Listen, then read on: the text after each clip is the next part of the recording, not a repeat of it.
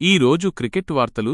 Matthew Hayden, KL రాహుల్పై ఇంగ్లాండ్తో జరిగే test సిరీస్లో Virat Kohli retirement తరువాత కేఎల్ రాహుల్ 4వ స్థానంలో బ్యాటింగ్ చేయాలని హేడెన్ సూచించారు.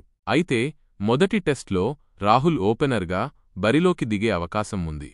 సౌరవ్ గంగూలీ ఇండియా వర్సెస్ ఇంగ్లాండ్పై 5 టెస్టుల సిరీస్కు ఇంగ్లాండ్ ఫేవరెట్ అని గంగూలీ అభిప్రాయపడ్డారు. అయితే భారత్ బ్యాటింగ్ బాగా చేస్తే గెలవగలదని నమ్ముతున్నారు. రాబిన్ ఉతప్ప శుభమాన్ గిల్పై 25 ఏళ్ల శుభమాన్ గిల్ను ఇంగ్లాండ్ సిరీస్కు టెస్ట్ కెప్టెన్గా నియమించినందుకు సెలెక్టర్లను ఉతప్ప ప్రశంసించారు. గిల్ 10 ఏళ్లపాటు నాయకత్వం వహించే సామర్థ్యం ఉందని పేర్కొన్నారు.